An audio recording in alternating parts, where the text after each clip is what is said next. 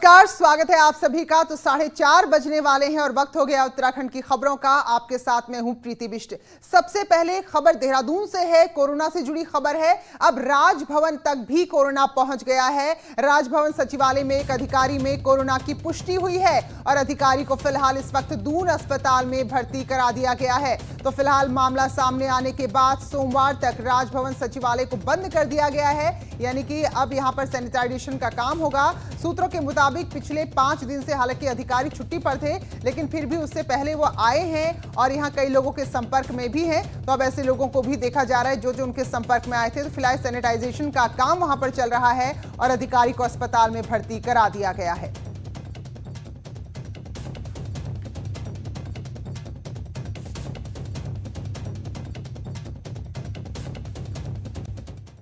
और वहीं सबके बीच जो सब्जी बेचते हैं, जो फेरी वाले हैं, जो गली गली अलग अलग मोहल्लों में जाते हैं, तो उनके जरिए कोरोना के तेजी से फैलने की आशंका है। इस बात को पहले भी कहा गया और इसी के मद्देनजर केंद्रीय स्वास्थ्य मंत्रालय ने राज्यों और केंद्र शासित राज्यों को इन लोगों की जांच करने की सलाह दी है, जिससे संक्रमण में अगर कोई है तो जल्द से जल्द उसका पता लगे और उनके जरिए लोगों तक संक्रमण ना पहुंचे। वहीं देहरादून की बात करें तो सब्जी बेचने वाले या फेरी वाले अभी तक किसी भी प्रकार की उनकी कोई मेडिकल जांच नहीं की गई है, ना ही किसी मेडिकल टीम ने यहां का दौरा ही किया है। कोई नहीं आई, ना मेडिकल टीम आई, ना कोई डॉक्टरी को जांच, कोई नहीं आया। तो क्या मानते हैं आप लोगों को टेस्ट होने चाहिए? क्योंकि पब्लिक आती है, बहुत लोग आते हैं कि सब्जी लेने, टेस्ट भी होते हैं, सब कुछ हो जाता है, भीड़ भी हो जाती है कभी कभी। ये है। तो क्या लगता है कि सरकार को कराना चाहिए क्योंकि महंगा है टेस्ट? हाँ, ये तो है, ये महंगा तो है, कराना चाहिए, वो तो है ही है, लेकिन यह है कि गरीब आदमी कहाँ से लाएगा फिर। अभी तक तो होने चाहिए, करवाना चाहिए वैसा। अगर नहीं सरकार करे तो हम करा लेंगे अपना। अभी तो अच्छी बात है करवाना। तो ना अभी इधर कोई नहीं।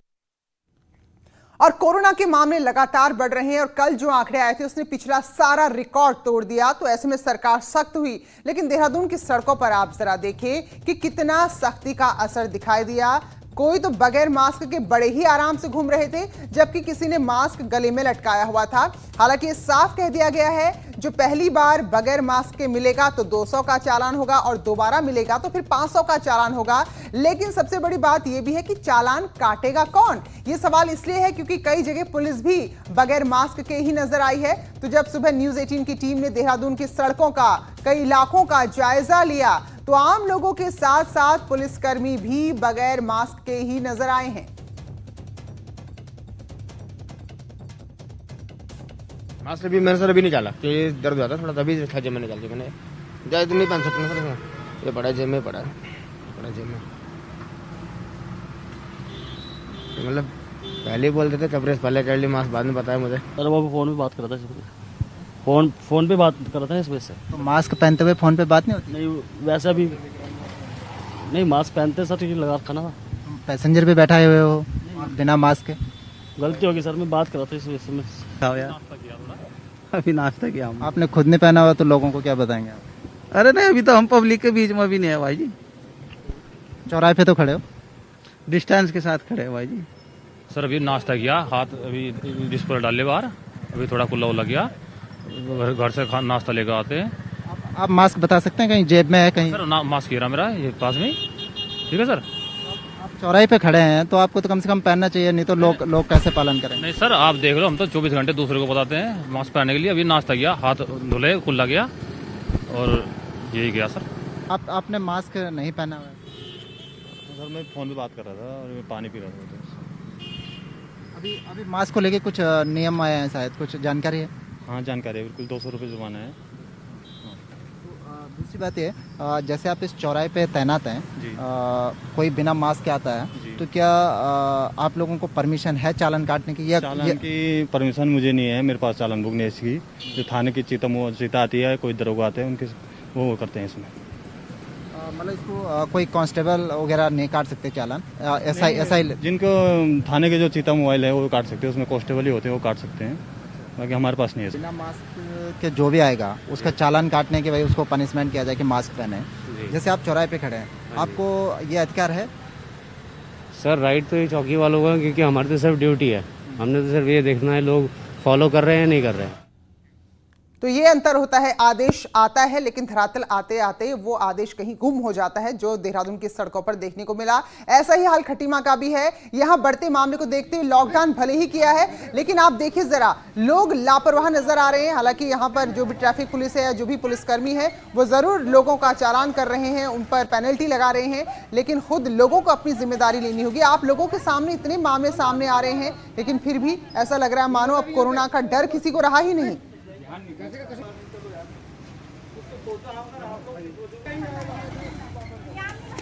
देखिए, दुकानों पर भी जो पहली बात तो उनको समझाया जा रहा है, लेकिन समझा के भी अगर नहीं मान रहे हैं तो उनके खिलाफ कार्रवाई भी की जा रही है, चालान की कार्रवाई भी की जा रही है, और अगर जरूरत पड़ी तो मुकदमा भी लिखाया जाएगा। राज उल्लंघन जो कंटेनमेंट जोन के बाहर घूम रहे व्यक्ति, स्पेशली उनको लेकर आज मुकदमा हमारे द्वारा दर्ज कराए जा रहे हैं। टिहरी में बौराड़ी बस अड्डे की बिल्डिंग में अतिक्रमण को लेकर पूर्व कैबिनेट मंत्री दिनेश धने और टिहरी नगर पालिका की अध्यक्ष सीमा कृशाली के बीच आज विवाद हुआ। विवाद क्या कहें, एक तरह से हंगामा हो गया, और इतना हो गया कि पुलिस को बुलाना पड़ा, तब जाकर यहां मामला शांत हुआ, हंगामा शांत हुआ। पालिका अध्यक्ष द्वारा पालिका की जमीन पर अतिक्रमण करने और दिनेश धने पर अभद्रता का आरोप लगाया गया। विवाद बढ़ने के साथ ही दिनेश धने मौके से चले गए। वहीं पालिका अध्यक्ष ने एसडीएम से अतिक्रमण तुड़वाने के लिए कहा है। जब तक अतिक्रमण नहीं हटेगा, उनका कहना है कि तब तक वहां से नहीं जाएंगे। एसडीएम का कहना है कि फिलहाल मामले की जांच हो रही है, उसके बाद आगे कार्रवाई की जाएगी।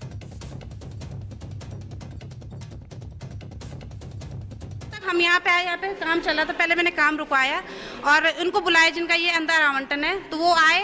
चलो, उन्होंने आना था, उनको हमने खुद बुलाए, वो आए यहाँ पे। लेकिन पूर्व कैबिनेट मंत्री है जो हमारे धनाई जी, वो मेरे से तू और रे और बे के ढंग से बात कर रहे थे। एक महिला के साथ इस तरह की अभद्रता मुझे जायज़ नहीं है, और मैं कहना चाहती हूँ, इतना अगर बेवकूफ़ इंसान हो सकता है जो सीधे एक महिला को तू से बात कर रहा है, तो उसको मंत्री बनने का और विधायक बनने का कोई अधिकार नहीं है। कह दिया कि अगर आपका है तो वैसे बताइए, आपका नहीं है तो वैसे बताइए। तो उन्होंने मौखिक रूप से भी कह दिया, अभी लिखित में हमको देंगे कि हमारा, मैं नहीं बना रहा हूँ इसको, उनको जो आवंटन है उतने में ही ये रहेंगे। एक उनका कहना यह है कि मेरा नगर पालिका के द्वारा रास्ता बंद कर दिया गया है। पहले 4 से 6 फुट रास्ता चौड़ा था, अब 2 से 2.5 फुट ही रह गया है, जिस पे नगर पालिका के द्वारा पूर्व में दुकानें बना दी गई, जो आज की डेट में अलॉटमेंट कर दी गई। मैं इसको भी देख लूंगा, अभी रास्ते को भी। चलिए, बात गैरसैंण की, तो हरीश रावत की दौरे की वजह से ये प्रस्तावित राजधानी एक बार फिर से चर्चा में है। हरीश रावत ने आरोप लगाया है सरकार पर कि भले ही इसे कागजों में ग्रीष्मकालीन राजधानी बना दिया गया हो, लेकिन अभी तक इसके नाम का एक बोर्ड भी नहीं लगा है। हरीश रावत ने कहा कि यहां जो भी काम हुए हैं वो कांग्रेस के कार्यकाल के हैं। वहीं रामलीला मैदान में हरीश रावत ने कार्यकर्ताओं को संबोधित किया और गैरसैंण को स्थायी राजधानी बनाने के लिए संकल्प पत्र भी लाया गया। यहाँ सरकार को लाना तो एक तरफ रहा, उसका बोर्ड भी बना करके नहीं लगा पाई, जिससे आने जाने वाले को यह आभास हो कि गैरसैंण अब हमारी ग्रीष्मकालीन राजधानी है। तो गैरसैंण को लेकर इतनी तड़प, इतना दर्द तभी याद आता है जब आप सत्ता से बेदखल हो जाते हैं। बहरहाल, नैनीताल से खबर है, जहां आम आदमी पार्टी ने बीजेपी की सरकार पर श्रमिक विरोधी होने का आरोप लगाया है। नैनीताल में आपके प्रदेश अध्यक्ष एस कलेर ने कहा कि जो छोटे छोटे उद्योग हैं, जो छूट उद्योगों को दी जानी चाहिए थी, वो 1000 दिनों तक दी गई है। ये श्रमिकों पर सरकार का अत्याचार है। उनका कहना है कि सरकार बड़े उद्योगपतियों को फायदा पहुंचाना चाहती, जबकि श्रमिकों की उसको कोई परवाह नहीं है। कोरोना की आड़ में मतलब अब इंडस्ट्री को और फायदा पहुंचाने में लग रहे हैं। एक इंडस्ट्री का तो पैसा माफ कर रहे हैं, मजदूर को, एक और किसान को तो पैसा नहीं दे पा रहा तो उसको जेल डाल रहे हैं। हम इस गवर्नमेंट की सभी इन नीतियों का विरोध करते हैं। तो मुसीबतों का अंबार और ऊपर से मौसम की मार। राज्य में टिहरी से खबर है, जहां बारिश के बाद एक बार फिर से टिहरी बांध की झील का जलस्तर बढ़ने लगा है। और दुख की बात, ये तकलीफ की बात है कि इस झील के इर्द गिर्द पहाड़ी में जो 17 गांव हैं, वहां एक बार फिर से भूस्खलन, भूधसाव का खतरा बढ़ गया है। तो लोग जो लगातार विस्थापन की मांग कर रहे हैं, विस्थापन तो हुआ नहीं, ऐसे में डर के साए पर जीने को मजबूर हैं। तो 400 से ज्यादा परिवार हैं जो यहाँ पर रहते हैं, और कई बार कह चुके हैं कि उनको विस्थापित किया जाए, क्योंकि जो उनके मकान है वो कब ढह जाएं कुछ नहीं कहा जा सकता। लेकिन किसी भी सरकार ने इसको लेकर कदम नहीं उठाया है। अब पुनर्वास निदेशक कह रहे हैं कि उनके लिए जमीन तलाशी जाएगी। तो सोचिए जरा, एक बड़ा हादसा हो जाएगा। कितने साल हो गए इस झील को बने हुए, बांध को बने हुए, लेकिन अभी तक जमीन ही तलाशी जा रही है। जब बारिश होती है ना, तो हम रात भर सोते नहीं, तिरपाल लगा रखा ऊपर से, बहुत पानी आता है, जब बारिश होती है तो बहुत परेशानी होती है, डर लगा रहता है, बस सोते नहीं हम रात भर। जैसी बारिश होती है वैसे ये क्या है कि ये जमीन बहुत आगे फट रही है और जैसे जैसे वो घट रही है वैसे वैसे जैसे जमीन घटती जलस्तर घटता है वैसे वैसे सिंक करती है जमीन और जैसे जैसे जलस्तर बढ़ता है वैसे वैसे जमीन तेजी से फटना स्टार्ट करती है। इसमें देखिए जो भी ऐसे मामले थे जो कि कोलेटरल डैमेज की वजह से जो भी जिन गाँव को एक्सपर्ट कमेटी ने यह रिकमेंड किया था कि इनको या तो विस्थापित किया जाना चाहिए या फिर उनको मुआवजा दिया जाना चाहिए, उनके संबंध में कुछ कार्यवाही पूर्व में हो चुकी है और कुछ स्थानों पर भूमि की ढूंढ जारी है जहां पर उन लोगों को विस्थापित किया जाना है।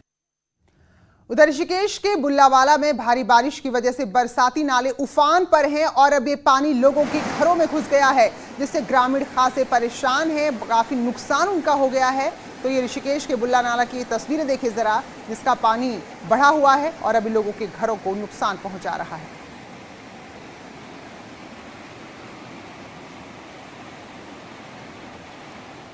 वहीं हरिद्वार में सुबह 2 घंटे की बारिश हुई, लेकिन देखिए इस 2 घंटे की बारिश ने कैसे यहां के प्रशासन की पोल खोलकर रख दी। जगह जगह पानी भर गया, कई सारी कारें पानी में डूब गई। चंद्राचार्य चौक, ज्वालापुर और कनखल के हनुमंतपुरम में रह रहे लोग काफी परेशान हैं और यहाँ के मैदान में टूर एंड ट्रेवल्स ऑपरेटर्स द्वारा पार्क जो गाड़ियां की गई थी वो सब की सब पानी में डूब गई हैं।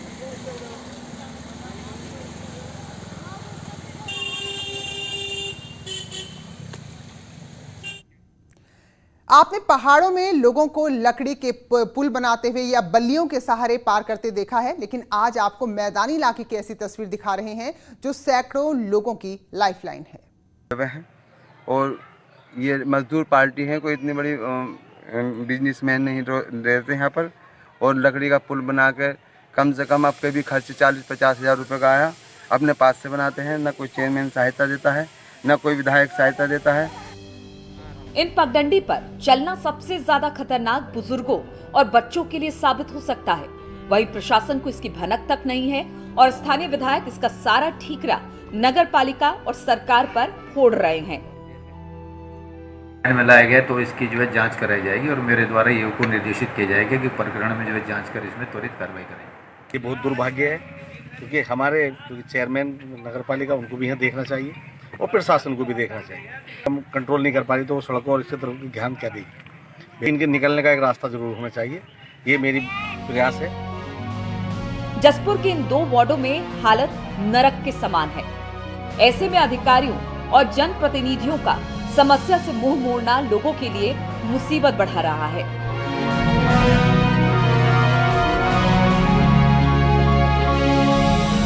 गोविंद पाटनी, न्यूज़ 18, जसपुर, उधम सिंह नगर।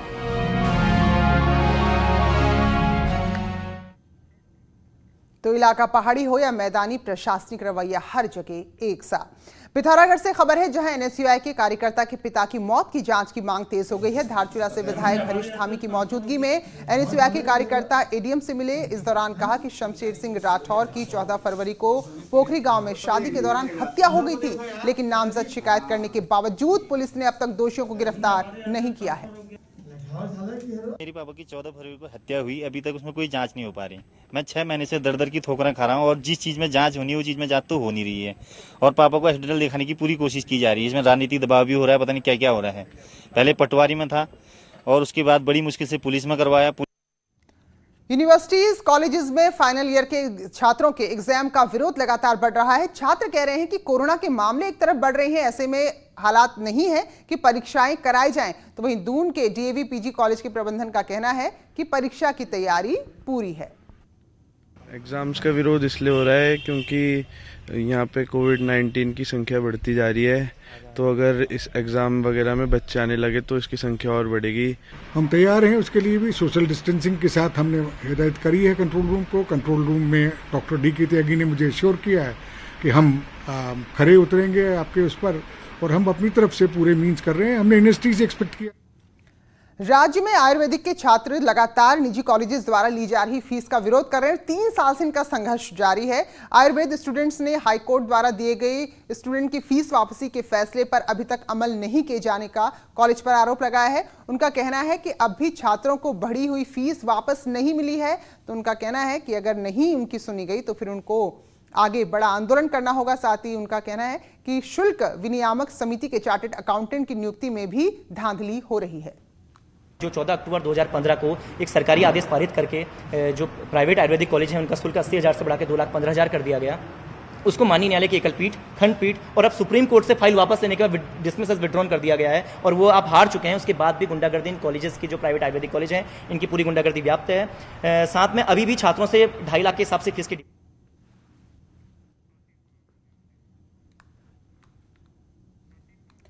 तो फिलहाल ये नाराजगी छात्रों की है कि फैसला आ जाता है अदालत से लेकिन उसको लागू नहीं किया जाता। चलिए और अब बात करते हैं उत्तराखंड की महिलाओं की। तो कल राज्य की कर्मठ महिलाओं को तीलू रौतेली सम्मान से नवाजा गया। तो ऐसी ही रुद्रप्रयाग की एक बबीता भी है। देखिए जरा कैसे उन्होंने अपनी मेहनत के बूते अपनी किस्मत बदल दी।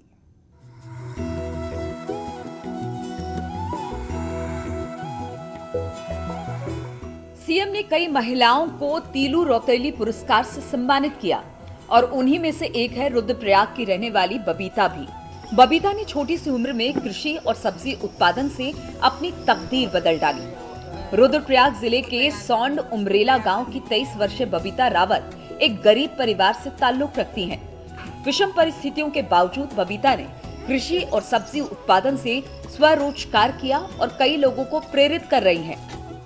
मैंने सोचा कि कुछ अलग करके मैं सब्जी उत्पादन का कार्य शुरू करती हूँ, तो कुछ अलग करके अगर मुझे वहाँ से फायदा होता है तो मैं वो कार्य शुरू करती हूँ, इसलिए मैंने ये कार्य शुरू किया। बबीता ने बताया कि उनके पास जमीन नहीं थी तो उन्होंने किराए पर जमीन ली और सब्जी के साथ मशरूम का उत्पादन शुरू किया। खेती के साथ साथ बबीता ने अपने परिवार की आर्थिक तंगी को दूर तो किया ही, साथ ही पढ़ाई भी जारी रखी और एमए भी किया। बबीता उन लोगों के लिए प्रेरणा बनकर उभरी हैं जो ये सोचते हैं कि पहाड़ में अब कुछ नहीं है और पलायन ही एकमात्र समाधान है।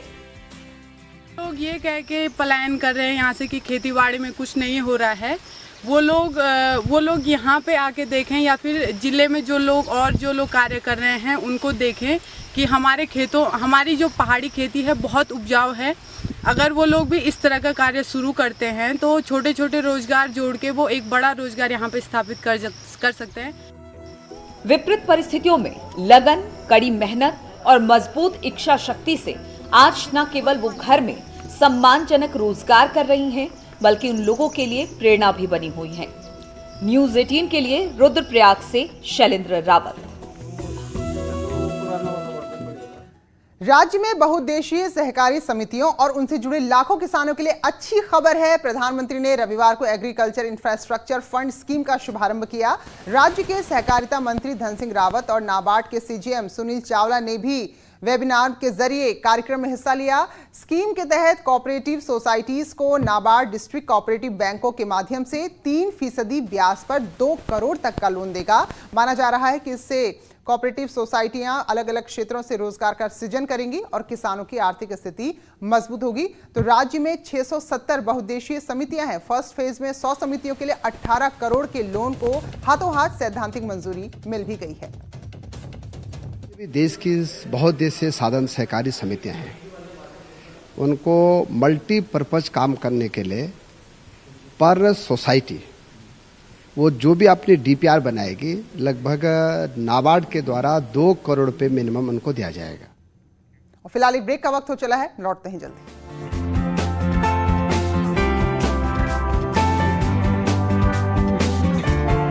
इस न्यूज़ हेडलाइंस